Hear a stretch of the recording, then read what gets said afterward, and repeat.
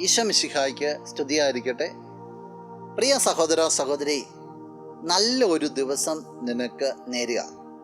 ഇന്നത്തെ ഈ ദിവസത്തിൽ നിൻ്റെ കർത്താവ് നിൻ്റെ നിൻ്റെ ഭവനത്തിലേക്ക് എല്ലാ മേഖലയിൽ കടന്നു വരട്ടെ എന്ന് പ്രാർത്ഥിക്കുക. ഈശോ എന്ന വചനത്തിൽ ഒരു കാര്യം ഓർമ്മിപ്പിക്കുക. വിശുദ്ധ മത്തായി അറിയിച്ച സുവിശേഷം 7-ാം അധ്യായം 1-ാമത്തെ തിരുവചനം: വിധിക്കപ്പെടാതിരിക്കാൻ നിങ്ങളും വിധിക്കരുത്. പ്രിയ സഹോദര സഹോദരി, ഈശോ പറയുക നിന്നോട്, നീ ഒരിക്കലും ആരെ വിധിക്കുവാനായിട്ട് പോയേക്കരുത്. നീ വിധിക്കുവാനായിട്ട് പോയാൽ നീയും വിധിക്കപ്പെടും. ജീവിതത്തിലേക്ക് നീ നോക്കുമ്പോൾ മറ്റുള്ളവരെ വിധിക്കുവാനായിട്ട്, കുറ്റക്കാരായിട്ട് കണക്കാക്കാൻ 100 കാരണങ്ങൾ നിൻ്റെ മുമ്പിലുണ്ടാകും. പക്ഷേ ഈശോ ഓർമ്മപ്പെടുത്തുക, അതിൻ്റെ ഒന്ന് പിന്നാലെ പോകരുത്. ഈശോ പോലും അപ്പോഴപ്പോഴുള്ള വിധിയെക്കുറിച്ചല്ല പറയുക, അന്ത്യവിധിയെക്കുറിച്ച് പറയുക. വിധി അവസാനം വരിക. ഈ ഈശോനെ അല്ല നീ അനുകരിക്കുക, ഈ ഈശോയുടെ ജീവിതത്തിൽ നീ കൂട്ടുപിടിച്ചിരിക്കുക.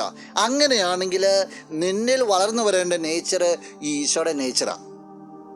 നമുക്ക് വിധി ഒഴിവാക്കാം. ഈശോ കാണിച്ചു തന്ന ആ കാരുണ്യത്തിൻ്റെ മാതൃക ജീവിതത്തിലേക്ക് കടന്നു വരട്ടെ. മറ്റുള്ളവർ നമ്മളിൽ നിന്ന് കാരുണ്യം ആവോളം ആസ്വദിക്കുവാനായിട്ട് ഇടവരട്ടെ. നമുക്ക് പ്രാർത്ഥിക്കാം. കണ്ണുകൾ അടച്ചുന്നു, കരങ്ങൾക്കൊപ്പം.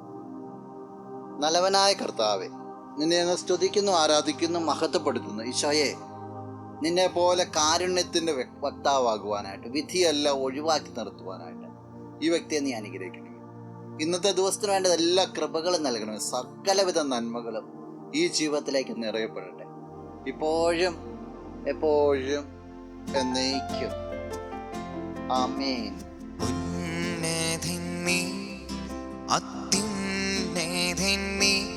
അങ്ങേ പോലൊരു ദൈവമില്ല,